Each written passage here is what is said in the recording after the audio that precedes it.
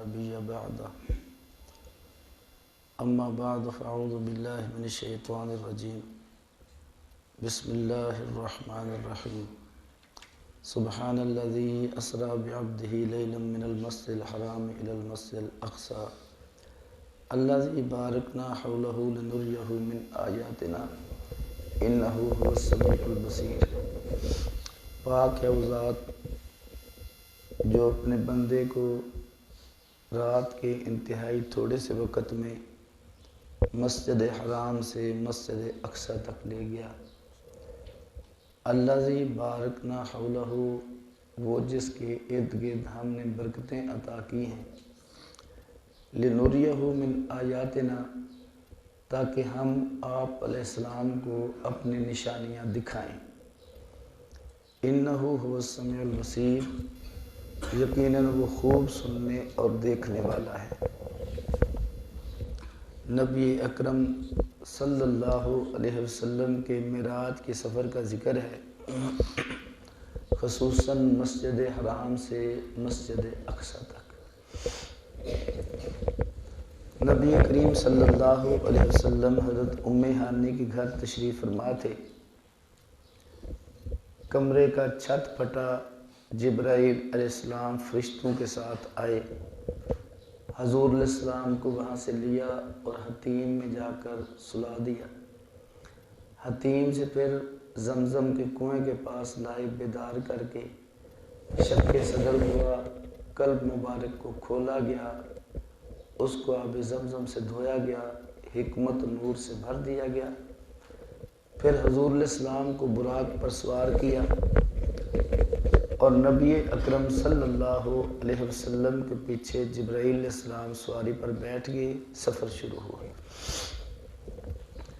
گزرتے ہوئے ایک ایسی جگہ سے گزر ہوا جہاں پر کھجور کے درخت بکثرت تھے۔ جبرائیل علیہ السلام نے عرض کیا، یہاں پر اتریے اور 2 رکعت نفل پڑھی۔ حضور علیہ السلام نے 2 رکعتیں پڑھی۔ جبرائیل علیہ السلام نے پوچھا، آپ کو پتہ ہے یہ کون سی جگہ ہے؟ ارشاد فرمایا، میں نہیں جانتا۔ انہوں نے عرض کیا کہ یہ وہ جگہ ہے جہاں آپ ہجرت کر کے تشریف لائیں گے، یہ یثرب ہے، یہ مدینہ منورہ ہے۔ تھوڑا آگے گئے، جبرائیل علیہ السلام نے عرض کیا، حضور یہاں بھی اتریے، 2 رکعتیں پڑھیے۔ حضور علیہ السلام نے وہاں پر بھی 2 رکعتیں پڑھی۔ انہوں نے پھر یہی بات پوچھی، آپ نے وہی جواب دیا۔ تو جبرائیل علیہ السلام نے عرض کیا، یہ مدین ہے، حضرت شعیب علیہ السلام کا مسکن۔ آگے ایک اور جگہ آئی، عرض کیا یہاں بھی نماز پڑھی۔ حضور علیہ السلام نے نماز پڑھی۔ جبرائیل علیہ السلام نے عرض کیا، یہ شجرہ موسیٰ علیہ السلام ہے، جہاں موسیٰ علیہ السلام اللہ سے ہم کلام ہوتے تھے۔ چوتھی جگہ آئی، بیت اللحم، جو حضرت عیسیٰ علیہ السلام کا جائے پیدائش تھا۔ حضور علیہ السلام کو جبرائیل علیہ السلام نے عرض کیا تو آپ علیہ السلام نے وہاں پر بھی 2 رکعتیں پڑھی۔ پھر حضور علیہ السلام کا سفر جاری تھا۔ مسلم 268 صفحہ باب من فضائل موسیٰ علیہ السلام میں لکھا ہے، حضور علیہ السلام فرماتے ہیں، مررت علی موسیٰ عند القصیب الاحمر، میرا گزر حضرت موسیٰ علیہ السلام پر ہوا سرخ ٹیلے کے پاس، ہوا قائم یصلی فی قبرہ، وہ اپنی قبر میں کھڑے ہو کر نماز پڑھ رہے تھے۔ حضور علیہ السلام نے ان کو نماز پڑھتے قبر میں دیکھا۔ آگے سفر کیا، ایک بڑھیا نے آواز دی۔ بعد میں جبرائیل علیہ السلام نے بتایا کہ یہ دنیا ہے اور اس کی عمر اتنی ہی باقی ہے جتنی اس بڑھیا کی باقی ہے۔ ایک بوڑھے نے آواز دی، جبرائیل علیہ السلام نے توجہ سے منع بھی کیا اور یہ بھی عرض کیا، یہ شیطان ہے، راہ راست سے ہٹانا چاہتا ہے۔ تیسرے نمبر پر انبیاء کی جماعت نے حضور کو سلام کیا۔ آپ کا سفر پھر آگے جاری ہے۔ حضور علیہ السلام نے بہت ساری چیزیں دیکھی۔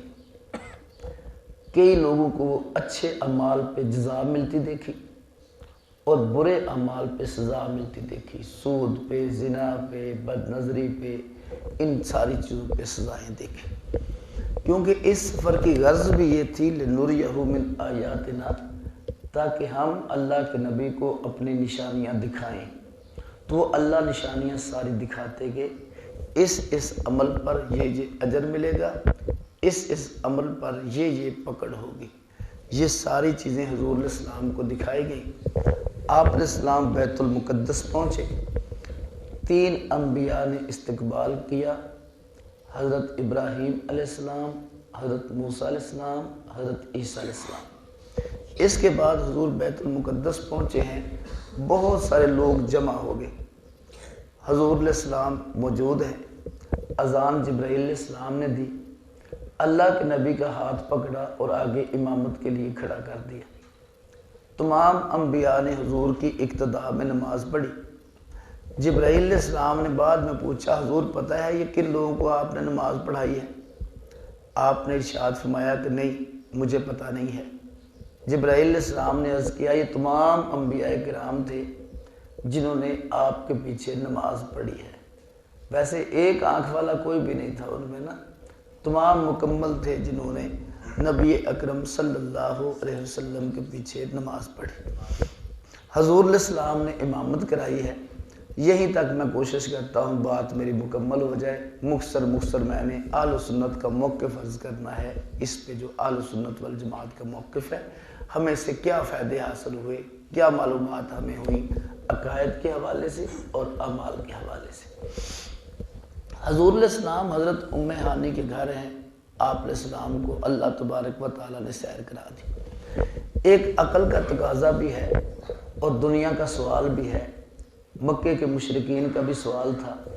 اتنے تھوڑے وقت میں حضور تشریف لے گئے اور واپس تشریف لے آئے، بالکل ناممکن بات ہے اتنے تھوڑے وقت میں جانا اور آنا۔ 2 گروہ بنے تھے۔ جس وقت حضور علیہ السلام کو جبرائیل لے کر جا رہے تھے، آپ علیہ السلام نے فرمایا، جبرائیل آپ تو مجھے اتنے اہم سفر پہ لے کے جا رہے ہیں، لیکن میری قوم میری بات کو نہیں مانے گی۔ جبرائیل علیہ السلام نے عرض کیا، واقعی آپ کی قوم آپ کی تکذیب کرے گی، آپ کی بات کو نہیں مانے گی، لیکن ابو بکر آپ کی تصدیق کرے گا، اس لیے کہ وہ صدیق ہے۔ اس دن سے حضرت ابو بکر صدیق رضی اللہ تعالیٰ عنہ کو صدیق کہا جانے لگا۔ واپسی پہ اطلاع ملی حضرت ابو بکر صدیق کو کہ آپ کے دوست محمد صلی اللہ علیہ وسلم کہتے ہیں، میں تھوڑے سے وقت میں بیت المقدس میں گیا، آسمانوں پہ گیا، بڑی سیریں کی ہیں، چیزیں دیکھی، وقت بہت مختصر تھا۔ آپ نے فرمایا، اگر حضور نے فرمایا ہے تو حق ہے۔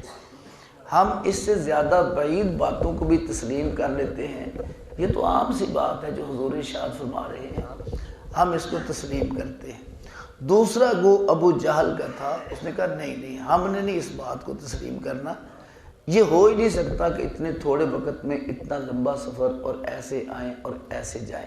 چلو درمیان میں ان کا سوال آ گیا، انہوں نے کہا ہمیں نشانیاں بتا دے، بیت المقدس دیکھ کے آئے ہیں، بتا دیں، میں آپ کی مسجد میں درس دے کے جاؤں، مجھے کیا پتا کتنے پنکھے ہیں، کتنے اے سی ہیں، کتنے اوپر وہ آپ کے ٹی آر گارڈر کتنے ہیں، لنٹر ہے یا نہیں ہے، آگے بندے نے تلاشی تھوڑی لکھنی ہوتی ہے، نوٹ کر کے لے کے جانا ہے۔ حضور علیہ السلام پریشان ہو گئے کہ یہ بڑا مسئلہ ہے، یہ مانتے نہیں، تکذیب کرتے ہیں۔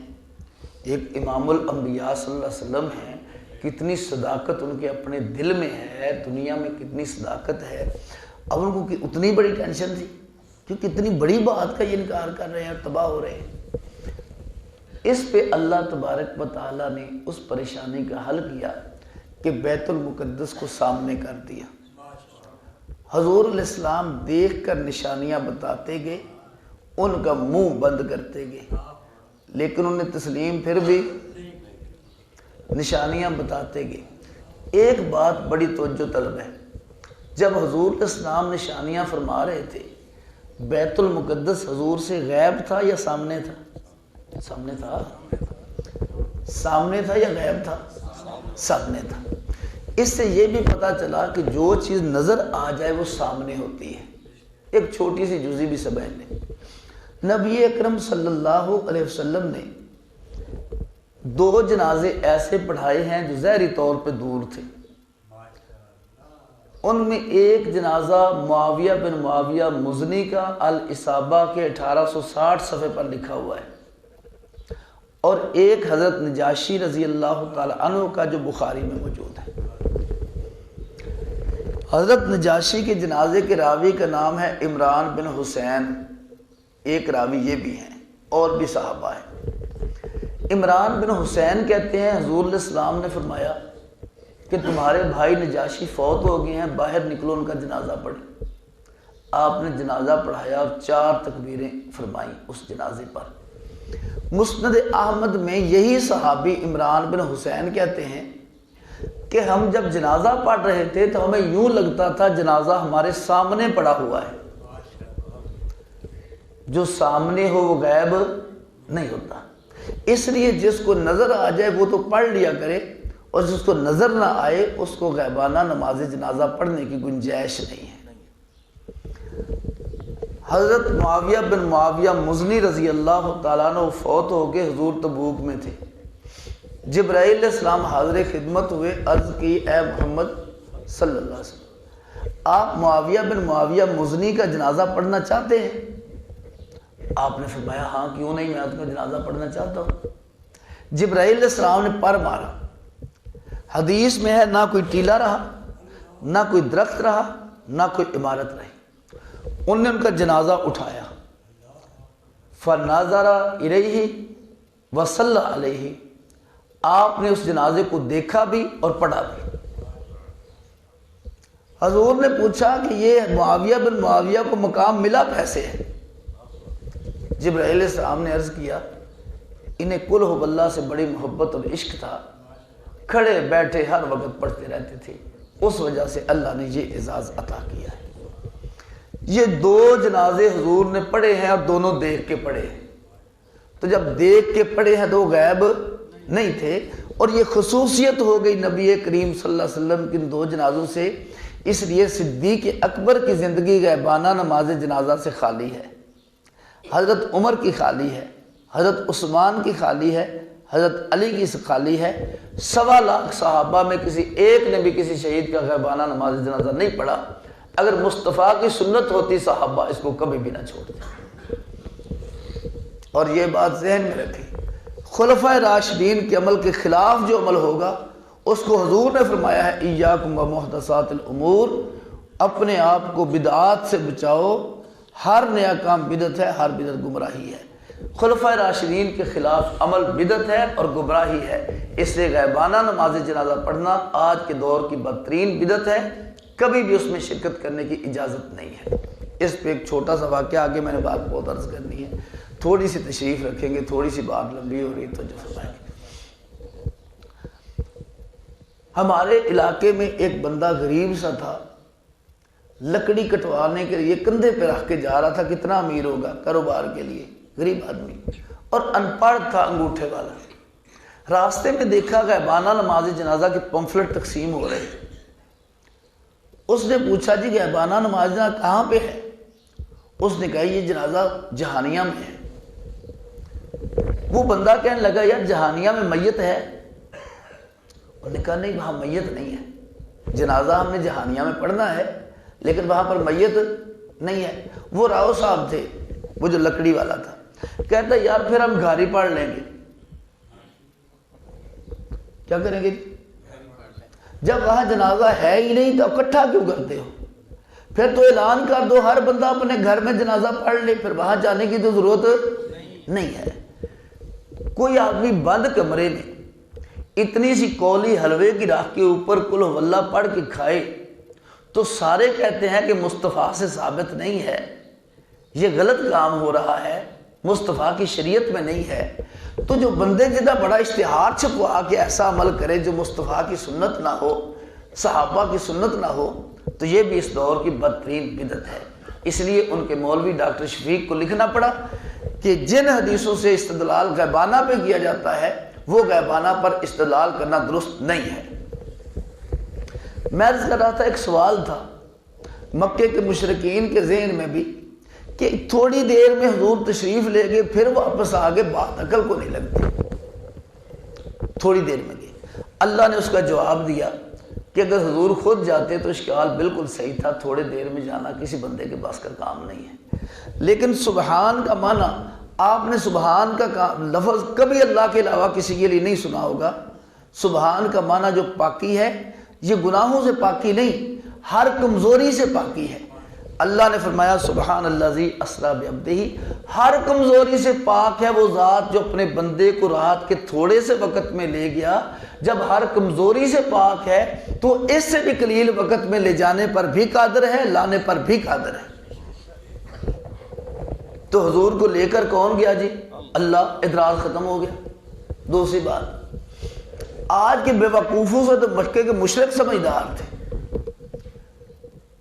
مکے کے مشرکوں نے دعویٰ کیا سمجھا تھا کہ حضور فرما رہے ہیں میں گیا ہوں اور آیا ہوں، تبھی اشکال تھا نا کہ نہیں گئے۔ مکے کے مشرک سمجھتے تھے کہ حضور فرما رہے ہیں میں اپنے جسم کے ساتھ گیا ہوں اور آیا ہوں۔ مشرک کہتے تھے کہ جسم اتنے تھوڑے دیر میں جا کے نہیں آ سکتا، اور آج کے کچھ بے وقوف کہتے ہیں کہ جسم نہیں گیا تھا، خواب تھا، روح گئی تھی۔ روح کا انکار کرنے کی گنجائش ہے؟ آپ یہیں ہوں گے اور آپ تھوڑا سا سو کے اٹھ کے کہیں جی میں مکہ گیا تھا، کوئی انکار کرے گا جی؟ کہ میں مدینہ منورہ گیا تھا، ابھی میں سویا ہوں، میں خواب میں پہنچا ہوں۔ آج رات آپ میں سے ہر بندہ کہے میں خواب میں نے عرش پہ سیر کی ہے، انکار کی گنجائش ہے جی؟ کی ہوگی؟ تو خواب تو محال ہی نہیں ہے، جس پہ مشرکین اعتراض کرتے اور انکار کرتے اور مصطفیٰ اس کا اس بات کرتے، رب بیت المقدس کو سامنے کرتے، مصطفیٰ جواب دیتے۔ اسی پہ تو اشکال تھا کہ جسم گیا ہے کہ نہیں گیا۔ یہ جسم کے جانے کے اشکال کا جواب اللہ نے بھی دیا ہے، مصطفیٰ نے بھی دیا ہے۔ جو لوگ آج کہتے ہیں روح گیا تھا، یہ تو مکے کے مشرک کا بھی اعتراض نہیں تھا۔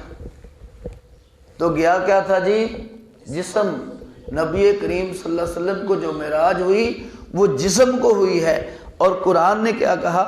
پاک ہے وہ ذات جو اپنے بندے کو، بندہ جسم کو کہتے ہیں یا اکیلی روح کو کہتے ہیں، جو اپنے بندے کو لے کر گیا مسجد حرام سے مسجد اقصی تک، جس کے ارد گرد ہم نے برکتیں عطا کی ہیں۔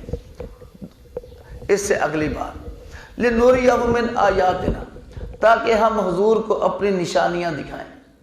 رب نے اپنی نشانیاں دکھائی ہیں، حضور نے آ کے امت کو بتائی ہیں۔ امت جو اجابت تھی، جس نے حضور کا کلمہ پڑھا تھا، انہوں نے سب باتیں قبول کی ہیں، کسی بات کا انکار نہیں کیا۔ جب اس دور میں امت نے انکار نہیں کیا، آج کے دور میں امت کا انکار نہیں بنتا۔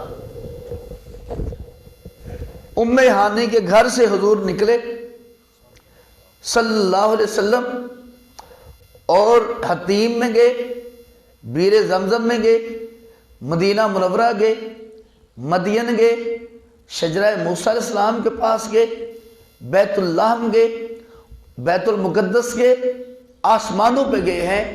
اور دنیا کا ہر طالب علم، چھوٹا بچہ بھی جانتا ہے، جب ام ہانی کے گھر میں تھے تو حتیم میں نہیں تھے۔ حتیم میں تھے اس وقت بیر زمزم کے پاس نہیں تھے، جب بیر زمزم کے پاس تھے مدینہ میں نہیں تھے، جب مدینہ میں تھے مدین میں نہیں تھے، جب مدین میں تھے اس وقت شجرہ موسیٰ کے پاس نہیں تھے، جب شجرہ موسیٰ کے پاس تھے اس وقت بیت اللہ میں نہیں تھے، جب بیت المقدس میں تھے مسجد حرام میں نہیں تھے۔ نبی ایک وقت میں ایک ہی جگہ ہوتا ہے، ہر جگہ نہیں ہوتا۔ دوسری بات، اس سے اگلی بات، حضور نے اس سفر میں موسیٰ علیہ السلام کو اپنی قبر میں نماز پڑھتے دیکھا ہے۔ لِنُرِيَهُ مِنْ آیَاتِنَا، اللہ نے اپنی نشانیاں دکھائی ہیں۔ ان آیات میں ایک یہ ہے کہ حضور علیہ السلام نے حضرت موسیٰ علیہ السلام کو قبر میں نماز پڑھتے دیکھا، آ کے بتایا، یقیناً صحابہ نے یقیناً تسلیم کیا۔ ساری دنیا کے اہل سنت کا عقیدہ ہے کہ انبیاء اپنی قبروں میں زندہ ہوتے ہیں اور نماز پڑھتے ہیں۔ مسلم کے 268 صفحے پر حدیث موجود ہے۔ اسی مفہوم کی حدیث میں نے درجن سے زیادہ پڑھی ہیں، جن میں یہی نظریہ اور یہی موقف موجود ہے کہ انبیاء کرام اپنی قبروں میں زندہ ہوتے ہیں اور نماز پڑھتے ہیں۔ حضور نے آگے بتایا، صحابہ نے اس کو بھی قبول کیا۔ حضور علیہ السلام تشریف لے گئے، آپ نے راستے میں کئی جگہوں پر عذاب ہوتے دیکھے، اچھے اعمال پہ راحت دیکھی، اور آ کے امت کو بتایا۔ اب امت بھی دو قسم کی ہے، ایک تو اجابت ہے جس نے محمد رسول اللہ پڑھا ہے، وہ تو جو بات حضور ارشاد فرمائے قبول کرنا اس پہ لازم ہے۔ دوسری انکاری ہے جو انکار کر دیتی ہے۔ ہمارے کچھ بے سمجھ لوگ وہ انکاری کو دیکھا دیکھی وہی سوال کرنے شروع کر دیتے ہیں، وہ توجہ بڑی اہم بات ہے۔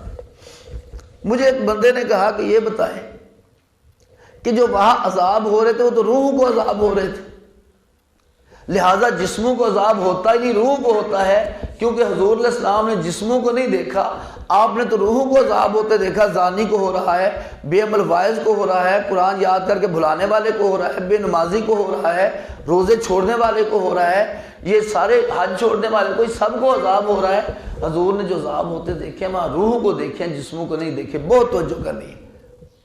سوال کیا ہے جی؟ عذاب کس کو ہوتا ہے؟ روح کو۔ جسموں کو عذاب تھوڑے سے ہوشیار ہو جائیں جی، جزاک اللہ جی، اپنی نیند خود ختم کرنے کی کوشش کریں جی۔